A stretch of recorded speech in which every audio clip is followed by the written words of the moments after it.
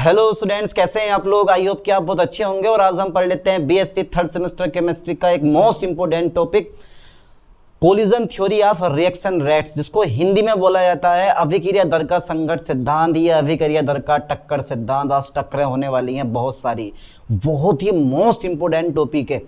जिस तरह से सूरज पूरब से निकलता है उसी तरह से ये टॉपिक हर साल पेपर में रखा हुआ मिलता है, मानो या ना मानो। चलिए मैं स्टार्ट करवा देता हूँ फिर। Collision theory of reaction rate Hindi में लिखना जरूरी है। अरे भैया चलो हिंदी में भी लिख दूंगा, कोई दिक्कत नहीं है। Collision theory of reaction rate, ठीक है सर, आप पढ़ा दो, हम तो पढ़ ही लेंगे। Collision theory of reaction rate, ठीक है भैया, ठीक है। जब आपने कह दी तो हमने भी कह दिया भैया reaction rates. Okay sir, Hindi में लिख लो अभिक्रिया दर का संघट्ट सिद्धांत, कोई दिक्कत नहीं है, कोई दिक्कत नहीं है। देखो आपने कभी 12th क्लास में पढ़ा होगा अभिक्रियाएं भैया तीव्र अभिक्रियाएं होती हैं, मंद अभिक्रियाएं होती हैं, अति मंद अभिक्रियाएं होती हैं। मंद और अति मंद अभिक्रियाएं दोनों आणविक अभिक्रियाएं होती हैं जो अणुओं की टक्करों के कारण होती हैं, जबकि तीव्र अभिक्रियाएं जो होती हैं वो आयनिक अभिक्रियाएं होती हैं। आयनिक अभिक्रिया को मारो गोली, हम पढ़ते हैं सिर्फ आणविक अभिक्रियाएं। फॉर एग्जाम्पल जरा ध्यान से देखना है, अभिकारक हमारे पास आ गया, अरे रिएक्टेंट बोलते हैं अभिकारक को, पढ़ाऊंगा हिंदी में, घबराओ मत। चेंज टू बना दिया इसने उत्पाद, उत्पाद मतलब प्रोडक्ट। अरे भैया तो अभिकारक से उत्पाद तो बन गया, पर बना कैसा होगा आज सब कुछ इस थ्योरी में पढ़ने वाले हैं। तो यदि अभिकारक अणुओं को उत्पाद में बदलना है, पहला पॉइंट इसका पहली लाइन है, अभिकारक अणुओं को उत्पाद में बदलना है तो अभिकारक अणुओं के बीच टक्करों का होना आवश्यक है। पहली लाइन पे ध्यान देना, ठीक है।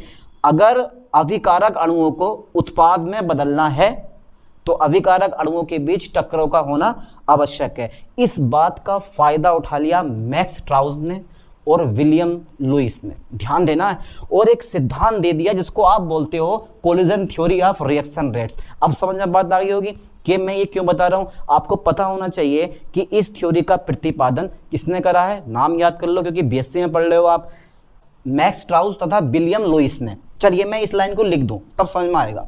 तो देखो, यदि अभिकारक को, लाइन पे ध्यान देना बेटे, यदि अभिकारक को काय में बदलना है, यदि अभिकारक को, ठीक है, यदि अभिकारक को दिख रहा है ना, मैं दिख रहा हूं क्लियर बिल्कुल, अरे तो बोर्ड भी क्लियर दिखाई देगा यार। यदि अभिकारक को उत्पाद में बदलना है, उत्पाद में क्या करना है बेटे, बदलना है। अच्छा ठीक है सर, यदि अभिकारक को उत्पाद में बदलना है तो अणुओं के बीच, किसके अणुओं के बीच, अभिकारक अणुओं के बीच। ओके सर, तो अभिकारक अणुओं के बीच, ठीक है, आप लिखवा दो अभिकारक अणुओं के बीच, ठीक है, टक्करों का होना आवश्यक है। टक्कर मतलब कोलिजन, टक्करों का होना आवश्यक है। ओके सर, होना आवश्यक, ये पहली लाइन है, ये बेटा पहली लाइन है, टक्करों का होना आवश्यक है, ठीक है। यदि अभिकारक को उत्पाद में बदलना है तो अभिकारक अणुओं के बीच टक्करों का होना आवश्यक है। इस आधार पर, ओके सर, इस आधार पर, ठीक है भाई, इस आधार पर किसने, मैक्स ट्राउटस और विलियम लुईस ने, ठीक है, इस आधार पर मैक्स ट्राउटस, पूरा लिखो बेटे मैक्स ट्राउटस, इंग्लिश में लिख दूं कोई दिक्कत तो नहीं है, अरे सर लिख दो, छोड़ो, मैक्स ट्राउटस तथा विलियम लुईस ने। ओके सर, विलियम लुईस ने, ठीक है भैया, मैक्स ट्राउटस तथा William Lewis, LEWIS। Okay sir, Max Trautz तथा विलियम लुईस ने एक थ्योरी का प्रतिपादन किया। एक थ्योरी मतलब सिद्धांत, ठीक है, एक थ्योरी का क्या किया, का प्रतिपादन किया। ओके सर, प्रतिपादन किया, ठीक है भाई, मान गए हम भी, प्रतिपादन किया, जिसे हम क्या बोलते हैं, जिसे कोलिजन थ्योरी कहते हैं, जिसे कोलिजन थ्योरी कहते हैं। ओके सर, जिसे कोलिजन थ्योरी कहते हैं। अब बताओ बेटे क्या ये पॉइंट समझ में आया नहीं आया तुम्हारे।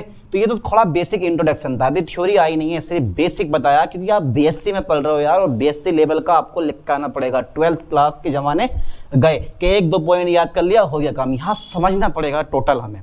तो इस थ्योरी का प्रतिपादन किसने करा, पहला जल्दी बताओ, मैक्स ट्राउटस और विलियम लुईस ने किया, पता चल गया, ठीक है भाई। अब बात यहाँ ये आती है कि जो ये थ्योरी मैंने लिखी है कोलिजन थ्योरी, इसकी क्या क्या अभिधारणाएं हैं। तो 5, 6, 7 अभिधारणा बहुत सारी हैं, उसमें से मैं कुछ मोस्ट पॉइंट लिखवा दूंगा जिससे आप याद कर सको, समझ सको। तो इस थ्योरी की निम्नलिखित अभिधारणाएं, ठीक है, लिख दे जाऊं कि इस थ्योरी के निम्नलिखित आकर्षक बिंदु हैं। इस थ्योरी हाँ, इस थ्योरी के निम्नलिखित आकर्षक बिंदु है या निम्नलिखित अभिधारणाएं हैं, कोई दिक्कत नहीं है। देखो बनाने का तरीका होता है, लिखने का तरीका होता है, इस तरीके से अगर आप पेपर में लिख के आओगे ना तो एग्जामिनर भी खुश और आप भी खुश, नंबर दे देगा अच्छे वाले। तो इस थ्योरी की निम्नलिखित अभिधारणाएं या परिकल्पनाएं हैं, कोई दिक्कत नहीं, अभिधारणाएं हैं, बहुत सारे नाम आते हैं, अभिधारणाएं हैं। पहला नंबर मतलब मोस्ट इंपोर्टेंट नंबर है, ध्यान देना।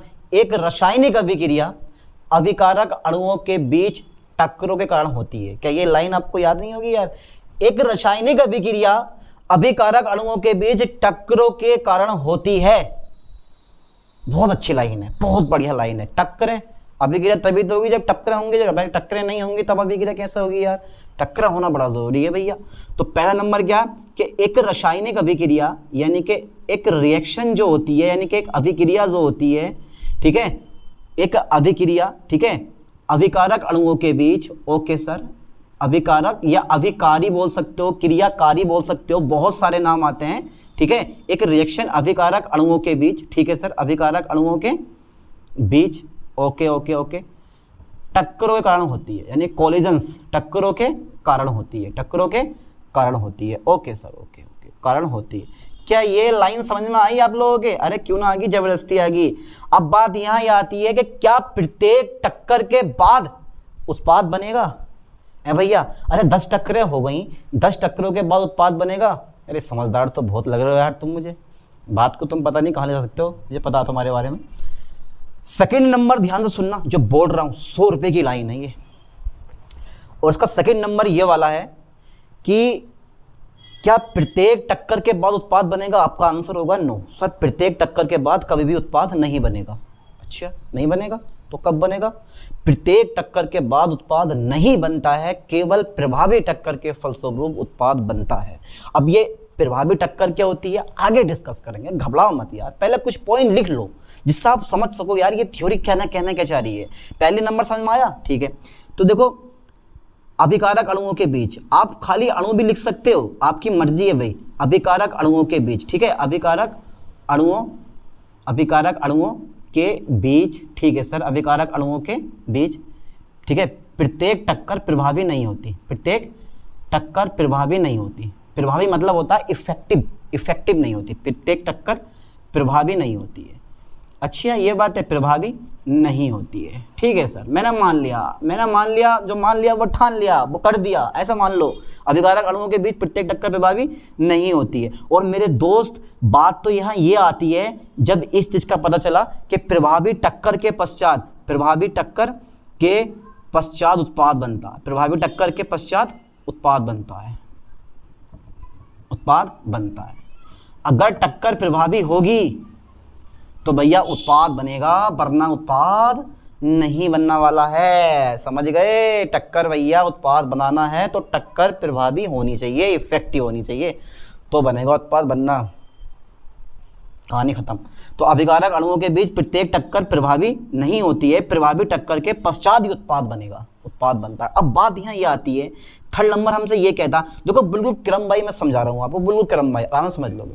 इसका जो थर्ड नंबर आता है वो क्या आता है? इसका थर्ड नंबर आपसे ये कहता है, देखो ये लिखना बड़ा जरूरी होता है, ये बेसिक इंट्रोडक्शन होता है, आपको बताना पड़ता है कि यार थ्योरी किस काम में आएगी, हमें ये थ्योरी बताना क्या चाह रही है, तभी तो ये 1-2 लाइन लिखते हैं कि इसकी खोज इसने करी है और ये थ्योरी हमें ये बताती है, बाद में इसके एजम्पशन आते हैं, ठीक है। तो मेनली पॉइंट ऊपर ही लिख देना काफी। चलिए थर्ड नंबर आता, अब प्रभावी टक्कर के लिए एक न्यूनतम ऊर्जा का होना आवश्यक है। बात यहां से बहुत बड़ी बात उखड़ती है, ये बहुत बड़ी बात है कि प्रभावी टक्कर के लिए, ठीक है, अभिकारक अणुओं के बीच एक न्यूनतम ऊर्जा का होना आवश्यक है, जिसे देली ऊर्जा कहते हैं, ठीक है। ध्यान देना, अगर किसी अभिकारक अणु के पास देली ऊर्जा है तो वो, ठीक है, एनर्जी बैरियर को पार करके उत्पाद बनाएगा, वरना उत्पाद बनाने वाला नहीं है। ध्यान देना बेटा। तो प्रभावी यानी कि प्रभावी टक्कर के लिए, लाइन पे फोकस करें आप सिर्फ, प्रभावी टक्कर के लिए, टक्कर को हिंदी में यानी कि अपनी बुक में संघट बोला गया, कोई दिक्कत नहीं है, संघट बोल देना, टक्कर बोल देना, बात तो एक ही है, होने तो टक्कर ही है। तो प्रभावी टक्कर के लिए अणुओं टक्कर के लिए, मैंने अभिकारक छोड़ दिया, खाली अणु, प्रभावी टक्कर के लिए, चलो अभिकारक डाल दे रहा हूं मैं, प्रभावी टक्कर के लिए अभिकारक अणुओं के पास अभिकारक, ठीक है, अभिकारक अणुओं के पास, अभिकारक अणुओं के पास, ठीक है भाई, न्यूनतम ऊर्जा का होना आवश्यक है, न्यूनतम ऊर्जा का होना आवश्यक है, ऊर्जा का होना आवश्यक है, ठीक है भैया, न्यूनतम ऊर्जा का होना आवश्यक है, जिसे हम क्या बोलते हैं बेटे, जिसे देली ऊर्जा कहते हैं, जिसे देली ऊर्जा कहते हैं। अच्छा, ये लाइन दिख रही है आपको? हाँ साहब दिख रही है, कंप्लीट दिखाई दे रही है। तो बात यहाँ यह आती है, देखो अभी केवल 3 एजम्पशन ही है हमारे, घबराओ मत, मैं आपके साथ हूँ यार, डरने वाली क्या बात है, आप बीएससी में हो। तो देली ऊर्जा जो होती है ना, वो देली ऊर्जा पे हमें थोड़ा सा फोकस कर लेना यार, ये देली ऊर्जा क्या है। देली जो ऊर्जा होती है इसको हम बोलते हैं सामान्य ऊर्जा, अणु की सामान्य ऊर्जा, अणु की सामान्य ऊर्जा, ठीक है, प्लस सक्रियण ऊर्जा, एक्टिवेशन एनर्जी, प्लस सक्रियण ऊर्जा। ध्यान देना, अब जो मेरे पास 4th नंबर आएगा वो आपको बहुत कुछ बता कर जाएगा। मेरे ध्यान देना, मैंने बोला कि अभिकार प्रभावी टक्कर के लिए, प्रभावी टक्कर के बाद उत्पाद बनते हैं, और प्रभावी टक्कर के लिए अभिकारक अणुओं के पास न्यूनतम ऊर्जा का होना आवश्यक है, जिसको हम देली ऊर्जा कहते हैं। देली ऊर्जा जो होती है वो सामान्य ऊर्जा प्लस सक्रियण ऊर्जा के बराबर होती है, ठीक है। इसका मतलब ये हुआ कि अभिकारक अणु के पास, यानी कि अणुओं के पास सक्रियण ऊर्जा के बराबर या उससे अधिक ऊर्जा होनी चाहिए। ना समझ में आया पॉइंट? अरे यार तुम्हारे पॉइंट समझ में क्यों ना आता है यार, समझो तो बात को। मैंने बोला है कि देली ऊर्जा सामान्य ऊर्जा प्लस सक्रियण ऊर्जा, सक्रियण ऊर्जा से ज्यादा होती है देली ऊर्जा। अगर अणुओं के पास देली ऊर्जा है तो वो उत्पाद बनाएंगे, वरना उत्पाद नहीं बनाएंगे। कहने का मतलब यह है कि अणुओं के पास सक्रियण ऊर्जा के बराबर या इससे अधिक ऊर्जा होती है, ठीक है। ध्यान देना, अणुओं के पास, लाइन पे फोकस करें, अणुओं के पास, ठीक है, अणुओं के पास कौन सी ऊर्जा बेटे? सक्रियण ऊर्जा के बराबर, सक्रियण ऊर्जा के बराबर। और अगर सक्रियण ऊर्जा का कंसेप्ट आपको क्लियर करना है तो आप प्ले लिस्ट में वीडियो बीएससी 3rd सेमेस्टर की वीडियो देखो, ठीक है, आपको वहां पर सक्रियण ऊर्जा आर्हीनियस इक्वेशन मिल जाएगी, ठीक है, देख लेना है, वरना डिस्क्रिप्शन में वीडियो का लिंक डाल दूंगा, वहां जाकर देख लेना। तो अणुओं के पास सक्रियण ऊर्जा के बराबर या अधिक ऊर्जा होती है, या अधिक ऊर्जा होती है, या अधिक ऊर्जा होती है। मजा आया इस पॉइंट में? ठीक है, बहुत जबरदस्त पॉइंट है, समझ में आया वाला पॉइंट। यानी कि अगर अणुओं के पास सक्रियण ऊर्जा के बराबर या उससे ज्यादा ऊर्जा है तो आपका प्रोडक्ट बनेगा, वरना प्रोडक्ट नहीं बनने वाला। ये कहता है ये देली ऊर्जा, मतलब ये बताता है, ये थोड़ी सी सिद्धांत हल्का सा समझ में आया, नहीं थोड़ा बहुत आ गया होगा। अच्छा, 5वां नंबर क्या है? 5वां नंबर थोड़ा सा पेचीदा है, और वो पेचीदा यह है कि अगर ताप बढ़ाओगे आप तो ताप बढ़ाने पर सक्रिय अणुओं की संख्या बढ़ती है, ताप बढ़ाने पर सक्रिय अणुओं की संख्या क्या होती है? बढ़ती है, जिससे क्या होता है? अभिक्रिया का वेग भी बढ़ जाता है। या आप बोल सकते हो कि ताप बढ़ाने पर सक्रिय अणुओं की गतिज ऊर्जा बढ़ती है, जिससे अभिक्रिया का वेग बढ़ जाता है, ठीक है। लिख दो इस लाइन को भी, चलो एक लाइन ये भी काम में आती है कि ताप बढ़ाने पर, ओके भाई, ताप बढ़ाने पर सक्रिय अणुओं की, ओके सर, ताप बढ़ाने पर सक्रिय अणुओं की जो एनर्जी होती है, कौन सी ऊर्जा होती है बेटे? गतिज ऊर्जा जो होती है। गतिज ऊर्जा क्या होती है? गतिज ऊर्जा बढ़ती है, ओके, जिससे अभिक्रिया का वेग बढ़ता है, जिससे अभिक्रिया का वेग बढ़ता है, जिससे अभिक्रिया का वेग बढ़ता है, जिससे अभिक्रिया का वेग बढ़ता है। वैसे पॉइंट इंपॉर्टेंट नहीं था, लेकिन फिर भी मैंने इस पॉइंट को डाल दिया बीच में, कोई दिक्कत नहीं है। छठा ऑप्शन मेरे पास ये आता है, एक आती है तुम्हारे पास संघट आवृत्ति, का नाम सुना है आपने? इसको बोलते हैं इंग्लिश में कोलिजन फ्रीक्वेंसी, कोलिजन फ्रीक्वेंसी, ठीक है बेटे, collision frequency, okay sir, okay, collision frequency, ठीक है, यानी कि संघट आवृत्ति। तो संघट आवृत्ति क्या होती है? वो टक्करों की संख्या को हम संघट आवृत्ति कहते हैं, प्रति सेकंड टक्करों की संख्या को हम संघट कहते हैं, यानी कि संघट आवृत्ति कहते हैं। लेकिन एक चीज देखनी है, अभिक्रिया मिश्रण में प्रति इकाई आयतन में प्रति सेकंड टक्करों की संख्या को संघट आवृत्ति कहते हैं। बहुत बड़ा रोल होने वाला, ध्यान देना बेटे जरा इस लाइन पे, ठीक है। पूरा कंसेप्ट क्लियर करवा दूंगा मैं आज कोलिजन थ्योरी का, घबराओ मत, डरो मत। यानी कि अभिक्रिया मिश्रण में फोकस करना लाइन पर ठीक से कि यार अभिक्रिया मिश्रण में, हाँ सर अभिक्रिया मिश्रण में, क्या बात है, अभिक्रिया मिश्रण में, ठीक है, प्रति इकाई आयतन में, ओके सर, प्रति इकाई आयतन में, प्रति इकाई आयतन में, ओके सर, प्रति इकाई आयतन में प्रति सेकंड क्या होने वाला भाई, प्रति सेकंड क्या होने वाला, प्रति सेकंड संघट को, प्रति सेकंड संघट या टक्करों की संख्या को, प्रति सेकंड टक्करों की संख्या को हम क्या बोलते हैं, प्रति सेकंड टक्करों की संख्या को संघट आवृत्ति कहते हैं, यानी कि कोलिजन फ्रीक्वेंसी कहते हैं, या फिर टक्कर आवृत्ति कहते हैं, संघट आवृत्ति कहते हैं, कोई दिक्कत नहीं है, कोलिजन फ्रीक्वेंसी कहते हैं, फ्रीक्वेंसी कहते हैं। Okay sir, okay. अब एक पॉइंट और मैं स्पष्ट कर दूं आप लोगों को, अगर मान लो मेरे पास कोई reaction A + B change to product बनाती है, ठीक है, तो आप इस अभिक्रिया को निम्न प्रकार लिख सकते हैं, निम्न प्रकार लिखा जा सकता है, यानी कि इसे निम्न प्रकार लिखा जा सकता है, ठीक है, इसे निम्न प्रकार लिखा जा सकता है। चेक कर लेते हैं एक बार, इसको कर दूं इरेज। भैया बीएससी में हो, ये कोई 12th वाला नहीं है, कंसेप्ट बिल्कुल क्लियर करना है ताकि आप पढ़ा सको 12th वालों को, ठीक है। वो सारे के सारे पॉइंट इसमें दिए जाते हैं। कभी सोच रहे हो कि यार 3-4 पॉइंट लिखे हुआ मुझे पूरे नंबर मिल जाएंगे, यही तो रीजन होता है बीएससी में नंबर ना आने का।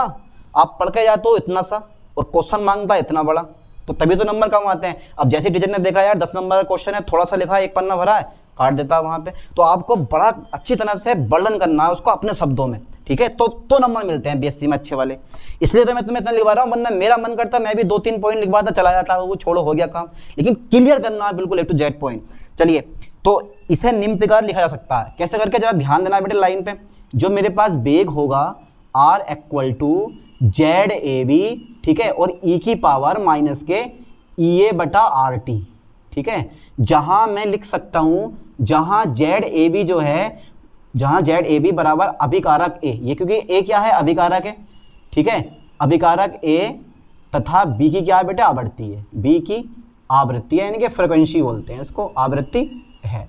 और बात यहाँ ये आती है कि ये वाला जो भाग मैंने लिया है, ये भाग जो है अणुओं का वह अंश है जिनके पास ऊर्जा संकीर्ण ऊर्जा के बराबर या अधिक होती है। मैं लिख दे रहा हूँ इस चीज को भी कि जो ये मेरे पास e की पावर -के EA/RT है, EA/RT, ठीक है, अणुओं का वह अंश है, अणुओं का वह अंश है, ठीक है, वह अंश है जिनके पास, ठीक है, एक्टिवेशन एनर्जी EA, इसको बोलते हैं सक्रियण ऊर्जा को इंग्लिश में कहते हैं एक्टिवेशन एनर्जी के बराबर या अधिक ऊर्जा होती है। यह कैसी होती है बेटे, या अधिक ऊर्जा होती है, ओके, या अधिक ऊर्जा होती है, ठीक है भैया, ठीक है, EA के बराबर या अधिक ऊर्जा होती है, ठीक है। तो इस तरह से मेरे पास कितने पॉइंट आ गए, 6 पॉइंट, बहुत हो गया और लिख दो। तो जहां ZAB e की पावर -के EA/RT, R for gas constant, T for temperature, absolute temperature, and E for activation energy, सक्रियण ऊर्जा। तो E की पावर -के EA/RT अणुओं का वह अंश है जिनके पास EA के बराबर या अधिक ऊर्जा होती है। कहने मतलब यह है कि सक्रियण ऊर्जा के बराबर या सक्रियण ऊर्जा से अधिक ऊर्जा होती है, ठीक है। अब मेरे पास एक पॉइंट और आता है, उस पॉइंट पर हमें ध्यान देना है। अब वो यार पॉइंट मेरे पास एक और है कि देखो, अभिकारक अणुओं को, यानी कि अभिकारक अणुओं द्वारा एक्टिव कॉम्प्लेक्स बनने के लिए संकीर्ण ऊर्जा की आवश्यकता होती है। ये लाइन पे ध्यान देना, अभिकारक अणुओं, लाइन पे फोकस करो जो बोल रहा हूं मैं, अभिकारक अणुओं द्वारा, ठीक है, एक्टिव कॉम्प्लेक्स बनाने के लिए, ठीक है, संकीर्ण ऊर्जा की आवश्यकता होती है। एक लाइन में लिख दूं, ये वाली भी 7 पॉइंट हो जाएंगे हमारे यार, है भैया, 7 नंबर हो जाएंगे हमारे। चलो यार, इस लाइन को भी मैं लिख दे रहा हूँ क्योंकि ये लाइन भी काम की है, ये लाइन भी हमारी काम की है। तो लाइन क्या है मेरे पास, लाइन क्या भैया मेरे पास, लाइन है मेरे पास के अभिकारक अणुओं को, ठीक है, अभिकारक, ठीक है भैया, अभिकारक अणुओं को, ठीक है, अभिकारक अणुओं द्वारा एक्टिव कॉम्प्लेक्स मतलब सक्रिय संकुल, active complex, okay sir, active complex बनाने के लिए, वो द्वारा एक्टिव कॉम्प्लेक्स बनाने के लिए सक्रियण ऊर्जा, एक्टिवेशन एनर्जी, इसको कहते हैं सक्रियण ऊर्जा, EA, सक्रियण ऊर्जा की क्या होती है बेटे, ऊर्जा की आवश्यकता होती है, सक्रियण ऊर्जा की क्या होती है, आवश्यकता होती है, ओके ओके ओके, आवश्यकता होती है। बस बहुत से पॉइंट हो गए, बहुत से पॉइंट हो गए। अब बात यहाँ यह आती है कि 2 चीज़ें ऐसी होंगी, 2 बैरियर होंगे जिनको पार करके अभिकारक अणु उत्पाद बनाएंगे। पहला होता है एनर्जी बैरियर और दूसरा होता है हमारा, पहला कौन सा होता है, एनर्जी बैरियर, और दूसरा होता है ओरिएंटेशन, ठीक है। उसके बाद हमारा ये topic finish, full and final, ठीक है। और लिमिटेशन भी करवा दूंगा, टेंशन मत लो। तो यहाँ तक का जल्दी फास्ट स्क्रीनशॉट लो, 6 की 6 यानी कि 7 अभिधारणाएं हो गई, बहुत है। अब जो मेन पॉइंट मैं करवाने वाला हूँ उस पर फोकस करना। उतार लिया यहाँ तक, चलिए साहब हटा दें फिर इसको, पक्का, चलो साहब हटाओ। देखो बेटे थोड़ा सा बड़ा सा टॉपिक लग रहा है आपको, पर ये बीएससी लेवल का भैया, बीएससी लेवल का, इस पर ध्यान देना है। कभी यार कहो कि नीट लेवल में, बीएससी लेवल में सब यही पढ़ाते हैं, 12th क्लास में कहाँ यार 1-2 पॉइंट पढ़ा दिया हो गया काम। चलिए देखते हैं आगे। तो अभिकारक अणुओं को उत्पाद में बदलने के लिए 2 अवरोधों का सामना करना पड़ता है, ठीक है। यानी कि जो मेरे पास रिएक्टेंट है, कौन से रिएक्टेंट है, अभिकारकों को, यानी कि अभिकारक अणुओं को, अभिकारक अणुओं को, ठीक है बेटे, उत्पाद में बदलने के लिए, ठीक है, उत्पाद में बदलने के लिए, बदलने के लिए 2 बैरियर, 2 वेरियर, ठीक है बेटे, 2 वेरियर का सामना करना पड़ता है, सामना करना पड़ता है। ओके सर, ओके, सामना करना पड़ता है। अच्छा पहला कौन सा होता है, पहला जो होता है वो होता है एनर्जी बैरियर। कौन सा होता है बेटे, एनर्जी बैरियर, ओके सर, यानी कि ऊर्जा अवरोध। और दूसरा कौन सा होता है मेरे लाल, दूसरा होता है ओरिएंटेशन, अभिविन्यास, ओरिएंटेशन, ओरिएंटेशन, ओके। ये 2 चीज़ें आ गई हमारी। पहला कौन सा है, पहला है मेरे पास एनर्जी बैरियर, ठीक है बेटे, और दूसरा कौन सा है मेरे पास, ओरिएंटेशन, जिसको समझने के लिए हमें थोड़ा सा माइंड लगाना पड़ेगा। चलिए साहब पहला नंबर डाल दूं मैं, पहला नंबर क्या पढ़ने वाले हैं हम, energy, okay sir, energy barrier, ठीक है भाई, डाल दो। इसको हिंदी में जाओ, हिंदी में लिखना ऊर्जा अवरोध, ठीक है। अब लाइन पे ध्यान दें, डायग्राम जिसे बोलते हैं, और डायग्राम आप समझ जाओगे, सिंपल सा डायग्राम है, समझ के समझो आराम से, ना समझो कोई बात ना है, पर समझना बड़ा ज़रूरी है मेरे दोस्त, ठीक है। देखिए ये मेरे पास अभिकारक है और ये बना मेरे पास उत्पाद, बेटा ये बन गया प्रोडक्ट, आप लिख देना यहाँ पे प्रोडक्ट, प्रोडक्ट को हिंदी में कहते हैं उत्पाद, और ये है मेरे पास रिएक्टेंट। चलिए साहब ये रिएक्टेंट हो गया, और ये जो मेरे पास है ना, ये यही तो है एनर्जी बैरियर, यही लगा पड़ा है एनर्जी बैरियर। चलिए साहब एनर्जी बैरियर मैंने लगा दिया, ठीक है, एनर्जी बैरियर मैंने, और अगर आप चाह रहे हो तो एक्टिवेशन एनर्जी को यहाँ शो कर दो, वरना तो मैंने एक्टिवेशन एनर्जी यहाँ शो कर दी, ठीक है, मैंने ये एक्टिवेशन एनर्जी यहाँ शो कर दी। अब ये मेरे पास देखो एक अभिक्रिया मैंने ले ली, A2 + B2, ये दोनों अभिकारक है, बना दिया इसने 2AB, 2AB बना दिया इसने, बना दिया सर, उत्पाद बन गया हमारा 2AB। अच्छा उत्पाद बन गया हमारा 2AB, तो बेटे ये अब ये उत्पाद है मेरे पास 2AB, और ये मेरे पास अभिकारक है, मैं यहाँ लिख दे जाऊँ A + A, अरे यहाँ मत लिखो क्योंकि कोऑर्डिनेशन लिखे जाते हैं यहाँ पे, अंदर लिख दे जाऊँ मैं A से A + B से B, ठीक है। तो ये मेरे पास क्या हो गए, अभिकारक हो गए, ये मेरे पास क्या हो गए बेटे, उत्पाद हो गए। अब बात यहाँ ये आती है कि जो एनर्जी बैरियर है, अब जिन अभिकारक अणुओं के पास सक्रियण ऊर्जा से अधिक ऊर्जा होती है, जिन अणुओं की गतिज ऊर्जा सक्रियण ऊर्जा से अधिक होती है, जिन अणुओं की गतिज ऊर्जा सक्रियण ऊर्जा से अधिक होती है, एनर्जी बैरियर को पार करके उत्पाद बनाते हैं, और जिन अणुओं की गतिज ऊर्जा सक्रियण ऊर्जा से कम होती है, ऊर्जा बैरियर को पार नहीं कर पाते और उत्पाद नहीं बनाते हैं। क्या ये पॉइंट समझ में नहीं आ रहे आप लोगों को, ऐसे से सिंपल पॉइंट समझे करो ना। देखो जिन अभिकारक अणुओं, जिन अभिकारक अणुओं, लाइन पे फोकस करें, जिन अभिकारक अणुओं की गतिज ऊर्जा, जिन अभिकारक अणुओं की गतिज ऊर्जा, ठीक है बेटे, जिन अभिकारक अणुओं की गतिज ऊर्जा किससे, एक्टिवेशन एनर्जी ऊर्जा, सक्रियण ऊर्जा, ये से कैसी होती है बेटे, अधिक होती है। कैसी होती है, अधिक होती है, जिसको बोलते हैं देली ऊर्जा, अधिक होती है, ठीक है, होती है ऊर्जा अवरोध को पार करके, यानी कि एनर्जी बैरियर, इसको बेटे एनर्जी बैरियर को पार करके, ठीक है, एनर्जी बैरियर, ओके ओके, को पार करके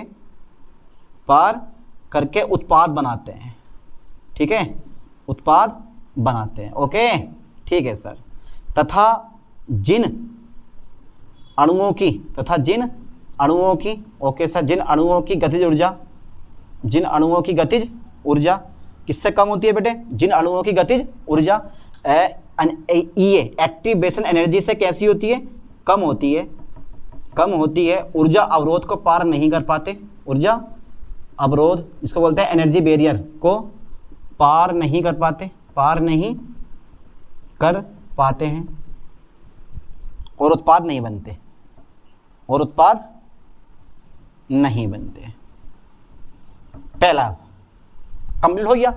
अब भैया सिंपल सी बात है, जिन अभिकारक अणुओं की ऊर्जा सक्रियण ऊर्जा से अधिक होगी एनर्जी बैरियर को पार करके उत्पाद बना देंगे, और जिनकी कम होगी वो यहाँ ही रहकर मर जाएंगे, दम तोड़ देंगे, बोले हमसे ना बड़ा हम हमारे पास इतनी एनर्जी नहीं है। जिन अणुओं की गतिज ऊर्जा सक्रियण ऊर्जा से कम होगी तो वो यहीं दम तोड़ देंगे, कहेंगे कि यार हमारे पास इतनी एनर्जी नहीं है जो ऊपर तक पहुंचा जाए और फिर वापस आया जाए, यहीं दम तोड़ के वापस आ जाएंगे, यार आप छोड़ो दम। तो जिन अभिकारक अणुओं की गतिज ऊर्जा, ठीक है, एक्टिवेशन एनर्जी से कैसी होगी, कम होगी, एनर्जी बैरियर को पार नहीं कर पाएंगे और उत्पाद वो नहीं बनाते हैं। कंप्लीट, पहला बैरियर कंप्लीट हो गया हमारा, ठीक है सर, पहला बैरियर हमारा कंप्लीट हो गया। दूसरा नंबर कौन सा था, ओरिएंटेशन, ठीक है, orientation, okay okay okay okay, ठीक है। सेकंड नंबर मेरे पास क्या आ गया बेटे, ओरिएंटेशन आ गया, ठीक है, ओरिएंटेशन, ओरिएंटेशन इसको बोलते हैं अभिविन्यास, हिंदी में लिख लो आप, हिंदी में भी, क्योंकि आप हिंदी मीडियम के स्टूडेंट हैं। अभिविन्यास, कोई बात नहीं, आप हिंदी इंग्लिश मिक्स करके आना पेपर में, कोई दिक्कत नहीं है, ठीक है। कभी आप सोच रहे होगे यार सर इंग्लिश में हिंदी दोनों में लिखवा रहे हैं, एक में लिखवाओ, दोनों में लिख के आना, आप डरो मत, घबराओ मत। चलिए, तो ओरिएंटेशन दो प्रकार का होता है, कितने प्रकार का होता है, यानी कि कोलिजन थ्योरी में ओरिएंटेशन दो प्रकार का होता है, एक प्रॉपर होता है और एक इम्प्रॉपर होता है। अब वो दोनों का मतलब अलग अलग होता है, कैसा होता है वो भी हम चेक कर लेते हैं एक बार। तो देखो ओरिएंटेशन कोलिजन थ्योरी में यानी कि अणुओं का जो ओरिएंटेशन है, किसका बेटे, मॉलिक्यूल्स का, अणुओं का ओरिएंटेशन, ठीक है, ओरिएंटेशन, अणुओं का ओरिएंटेशन दो प्रकार का होता है। कितने प्रकार का होता है बेटे, दो प्रकार का होता है, दो प्रकार का होता है। अच्छा, कौन कौन से ऐसे प्रकार हैं, पहला होता है proper orientation, proper orientation, proper orientation, okay, ये पहला नंबर आ गया, इसका मैंने एक नंबर लिख दूंगा, और ये प्रॉपर ओरिएंटेशन, इसको हिंदी में बोलते हैं उचित अभिविन्यास। तो देखो, जब अभिकारक अणु प्रॉपर ओरिएंटेशन में टकराते हैं तो टक्कर इफेक्टिव होती है, और इफेक्टिव टक्कर के फलस्वरूप क्या होता है, उत्पाद बनता है। लाइन पे ध्यान देना, ठीक है, यानी कि प्रॉपर ओरिएंटेशन के फलस्वरूप, प्रॉपर ओरिएंटेशन, ओरिएंटेशन, ठीक है, प्रॉपर ओरिएंटेशन के फलस्वरूप, ठीक है बेटे, फलस्वरूप टक्कर इफेक्टिव होती है। टक्कर कैसी होती है बेटे, प्रभावी होती है। टक्कर कैसी होती है, इफेक्टिव होती है। टक्कर इफेक्टिव होती है, ठीक है, टक्कर कैसी होती है, इफेक्टिव होती है, तथा उत्पाद बनता है, तथा प्रोडक्ट बनता है। तथा प्रोडक्ट क्या होता है बेटे, तथा प्रोडक्ट बनता है। ध्यान देना लाइन पे, यानी कि अगर अभिकारक अणुओं का ओरिएंटेशन प्रॉपर है तो टक्कर इफेक्टिव होगी और उत्पाद हमारे बनेंगे। फॉर एग्जांपल, मैंने जो ये रिएक्शन लिखी है ये कोई फालतू में नहीं लिखी है, इसका मतलब ये होगा तो कोई ए, और इस थ्योरी के अकॉर्डिंग अणुओं को गोलाकार माना जाता है। ध्यान देना, इस थ्योरी के अकॉर्डिंग अणुओं को गोलाकार माना जाता है, और तभी ये थ्योरी दी है। प्लस बी, और क्या बेटे मेरे पास बी, ये दोनों क्या चीज है, ये दोनों, ये भी अभिकारक है, ये भी अभिकारक है। दिस वन इज रिएक्टेंट्स बन गए हमारे, ये रिएक्टेंट्स है। अब इनके बीच टक्करें कैसे होंगी, धूम, टक्करें प्रॉपर आया, ये इससे टकरा जाएगा, ये पुराने बॉन्ड है, ये वाले भी पुराने बॉन्ड है। अब देखो नया बॉन्ड कैसे बनेगा वो भी हम चेक कर लेते हैं। जे जे आ गए भैया, इधर आया, इधर से ये आया, ये भी आया, ये भी आया, आया और ये टकरा गया, ये टक्करें हो गई। टक्करें कौन सी हैं बेटे, ये इफेक्टिव टक्कर्स, इफेक्टिव कोलिजन, ठीक है, लाइन पे ध्यान देना, effective collision, effective collision, effective collision, ठीक है। जब इफेक्टिव कोलिजन हुआ तो जो ये पुराने बॉन्ड थे, ए के बीच में जो बॉन्ड है और बी के बीच में जो बॉन्ड है वो टूट जाएगा और नया बॉन्ड बन जाएगा हमारा कुछ स्टेप्स से। ए से बी में बॉन्ड बनेगा, यानी कि ए से बी बन जाएगा, प्लस फिर ए से हमारा क्या हो जाएगा, बी जुड़ जाएगा, और ये बन गया हमारा प्रोडक्ट। क्या बन गया बेटा हमारा, ये प्रोडक्ट, प्रोडक्ट बन गया, प्रोडक्ट ऐसा बनता है, ठीक है। तो इसको बोलते हैं प्रॉपर ओरिएंटेशन। तो प्रॉपर ओरिएंटेशन के फलस्वरूप टक्कर इफेक्टिव होती है, और इफेक्टिव टक्कर से क्या होता है, उत्पाद बनता है। अगर टक्कर इफेक्टिव नहीं होती तो हमारा उत्पाद नहीं बनता। चलिए अब एक और देख लेते हैं, इम्प्रॉपर या अनप्रॉपर या नॉन प्रॉपर ओरिएंटेशन एक बार चेक कर लेते हैं वो क्या होता है। तो बेटा यहाँ तक का जरा स्क्रीनशॉट ले लो, इसके बाद देख लेते हैं। ले ले स्क्रीनशॉट, चलिए साहब बढ़ा दूं फिर इसको कंप्लीटली, राइट। अरे बड़ा इजी थ्योरी होती है। अरे इस थ्योरी के अकॉर्डिंग तो हमने उष्माक्षेपी और उष्माशोषी अभिक्रियाओं को भी स्पष्ट कर रखा है। जो मैंने ग्राफ बनाया ये उष्माक्षेपी का है या उष्माशोषी का है, जल्दी बताओ बेटे, किस अभिक्रिया का ग्राफ है ये, खुद से दिमाग लगाओ एक बार। चलिए साहब, तो ये तो टक्कर मेरे पास हो गई, प्रॉपर ओरिएंटेशन हो गया अणुओं का। अब एक आता है तो हमारे पास का जो बी नंबर आगा वो आगा, कौन सा आगा बेटे, इसका जो बी नंबर आगा, ए नंबर तो हो गया, बी नंबर जो आगा इसका वो आगा इम्प्रॉपर। लाइन पे ध्यान देना, improper orientation, improper orientation. Okay sir, improper orientation एक बार चेक कर लेते हैं। तो मैंने क्या लिखवाया, देखो इम्प्रॉपर ओरिएंटेशन के फलस्वरूप टक्कर इफेक्टिव होती है। तो अब यहाँ कहने का मतलब यह है कि आप लिख दो डायरेक्टली कि इम्प्रॉपर मतलब अनुचित विन्यास, इसको बोलते हैं हिंदी में अनुचित अभिविन्यास। बोलो अनुचित अभिविन्यास लिख लो हिंदी में। इम्प्रॉपर ओरिएंटेशन, इम्प्रॉपर ओरिएंटेशन के फलस्वरूप, के फलस्वरूप, ठीक है, क्या होता है यार, नॉन इफेक्टिव, इम्प्रॉपर ओरिएंटेशन के फलस्वरूप नॉन इफेक्टिव, ठीक है, लाइन पे ध्यान देना बेटे, नॉन इफेक्टिव कोलिजन होता है। नॉन इफेक्टिव के फलस्वरूप टक्कर इफेक्टिव होती है, यानी कि इम्प्रॉपर ओरिएंटेशन के फलस्वरूप, ठीक है, नॉन इफेक्टिव टक्कर होती है। चलो मैं नॉन इफेक्टिव टक्कर होती है, जैसे इसमें लिखा हुआ वैसे लिख दिया, होती है, तथा उत्पाद नहीं बनता, तथा उत्पाद यानी कि प्रोडक्ट नहीं बनता, उत्पाद नहीं बनता है। ओके, उत्पाद नहीं बनता है, ठीक है। चलिए साहब, चलिए तो देख लेते हैं भाई, ए ये वाला, ये ए से ए, ये इन दोनों के बीच में बॉन्ड है, प्लस बी से बी, क्योंकि अणुओं को हमने गोलाकार माना है। अब चेंज टू करो बेटे, जरा करो, तो ए से ए में टक्कर होगी, ए ऐसा करके ये ए, फिर ये टक्कर हो गई हमारी बी, और ये हमारी क्या हो गई, टक्कर हो गई। ये क्या हुआ, ये नॉन इफेक्टिव, ये टक्कर कौन सी है बेटे, non effective. Okay, non effective collision है ये, नॉन इफेक्टिव कोलिजन। ओके, और ये मेरे पास कौन से हैं, रिएक्टेंट है, दिख रहा ना, ये रिएक्टेंट से, और क्या प्रोडक्ट बनेगा, no product, no product, no product. जैसे थे टकरा के वैसे के वैसे ही अलग हो जाएंगे, कोई उत्पाद हमारा नहीं बनने वाला है। इसको बोलते हैं इम्प्रॉपर ओरिएंटेशन। तो ऐसे टकराएंगे तो अणु मतलब अभी कहा उत्पाद नहीं बनेंगे, और अगर ऐसे टकराएंगे तो हमारे क्या होंगे, उत्पाद बनेंगे, ठीक है। तो ये था तुम्हारे पास कोलिजन थ्योरी, पूरी की पूरी कंप्लीट कर दी मैंने। कितनी इजी है, डिफिकल्ट है, इजी है, अरे इजी है, कहाँ डिफिकल्ट मान रहे हो। इस चीज़ को आप 2 से 3 बार लिख के याद करो, जबरदस्ती याद करो, समझ में आ गई। क्यों समझ में नहीं आएगी, मैं हूँ तो पक्का समझ में आने वाली थ्योरी है यार ये वाली, डरो मत। चलिए आगे देखते हैं, ठीक है सर, आगे दिखाओ, दिखाएं फिर आगे। अरे यार आगे भी कोई चीज़ देखने की है, लो भैया चलो, ए बी नंबर हो गए हमारे। अब इसके बाद में आता है limitation of collision theory. Limitation करवा दूं, लिमिटेशन, ओके गलत हो गया, लिमिटेशन ऑफ कोलिजन थ्योरी, ज़्यादा नहीं 3-4 लिखवा दूंगा, कोलिजन थ्योरी, क्योंकि यार पेपर में पता कर लेता है ना, इंपॉर्टेंट टॉपिक है।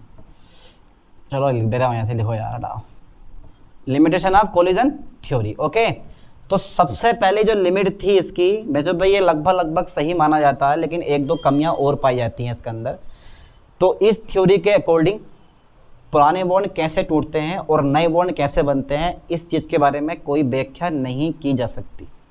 पुराने बॉन्ड के टूटने और नए बॉन्ड के बनने के बारे में कोई व्याख्या नहीं की जा सकती। करी गई है? अच्छा बताओ, कहीं पर बॉन्ड टूटने की व्याख्या करी है? इसके बाद जो मैं कल आपको नेक्स्ट थ्योरी पढ़ाऊंगा ना, ट्रांजिशन थ्योरी, ठीक है, उसमें सबके सब बॉन्ड, पुराने वाले बॉन्ड टूटते हैं, नए वाले बॉन्ड बनते हैं, इसी चीज़ के बारे में व्याख्या कर रखी है, ठीक है। तो पहला नंबर यही है कि इस थ्योरी के आधार पर, इस थ्योरी के आधार पर, ठीक है, इस थ्योरी के आधार पर पुराने बॉन्ड यानी कि पुराने बॉन्ड के टूटने तथा नए बॉन्ड के बनने के बारे में कोई व्याख्या नहीं की गई, कोई व्याख्या नहीं की गई, ठीक है। यानी कि इस थ्योरी के आधार पर, इस थ्योरी के आधार पर रह गया, पुराने बॉन्ड के टूटने तथा नए बॉन्ड के बनने के बारे में कोई व्याख्या नहीं की गई, या फिर के आधार पर, ठीक है, नहीं दी जा सकी के बारे में कोई व्याख्या, या फिर इस थ्योरी के आधार पर पुराने बॉन्ड के टूटने तथा नए बॉन्ड के बनने के बारे में कोई सूचना नहीं दी जा सकती है, कोई सूचना नहीं दी जा सकती है, देखो यार लिख तो तुम खुद भी दोगे। अगर सेकंड नंबर देखो, सेकंड नंबर क्या, सेकंड नंबर यह है कि इस थ्योरी में हमने एक चीज़ देख ली कि ऊर्जा अवरोध को पार करना है तो गतिज ऊर्जा को महत्व दिया गया। बाकी जो ऊर्जाएं और होती हैं अणुओं की, जैसे घूर्णन ऊर्जा हो गई और कंपन ऊर्जा हो गई, के बारे में कोई सूचना नहीं दी गई। यानी कि इस थ्योरी में, ठीक है, ऊर्जा अवरोध को पार करने के लिए अणुओं की गतिज ऊर्जा की व्याख्या की गई। ठीक है, यानी कि इस थ्योरी में लिख दे रहा हूं मैं, इस थ्योरी में, ठीक है, एनर्जी बैरियर को, किसको बेटे, एनर्जी, ओके, एनर्जी बैरियर को, ठीक है, एनर्जी बैरियर को पार करने के लिए, पार करने के लिए, ठीक है, अणुओं की गतिज ऊर्जा, अणुओं की गतिज ऊर्जा की व्याख्या की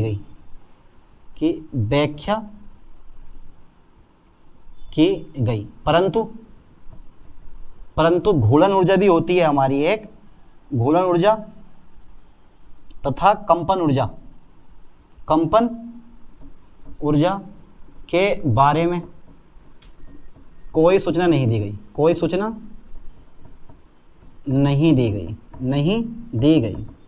ठीक है, कोई सूचना नहीं दी गई। ठीक है, चलिए 2 हो गई, एक और लिखवा दे रहा हूँ, बहुत है ना, 3 बहुत है, बस इतनी ज़्यादा करने की जरूरत क्या है लिमिटेशन में, क्यों, 2 लिमिटेशन तो हो गई हमारी, एक लिमिटेशन और लिखवा दे रहा हूँ। ठीक है, एक नंबर और लिखवा दे रहा हूँ, लास्ट नंबर है, ध्यान देना। चलो बेटे मैं लिख ही दे रहा हूँ उस नंबर को भी।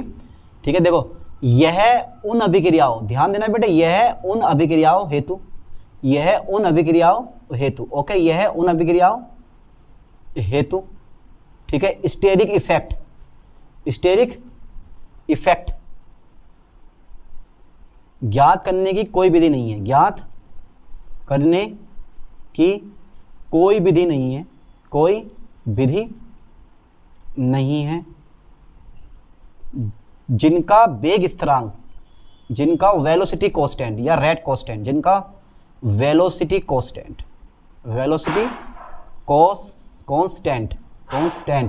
जिनका वेलोसिटी कांस्टेंट प्रायोगिक विधि द्वारा ज्ञात नहीं किया जा सकता है। ठीक है, यह उन अभिक्रियाओं हेतु स्टेरिक इफेक्ट ज्ञात करने की कोई विधि नहीं है, जिनका वेग स्थिरांक प्रायोगिक विधि द्वारा ज्ञात नहीं किया जा सकता है। नहीं लिखा हुआ, ठीक है, नहीं किया जा सकता। तो कितनी लिमिटेशन हो गई, 3 हो गई, और भी 4-5 और आती हैं, बहुत सारी लिमिटेशन होती हैं, बस इतने काफ़ी है आपके लिए।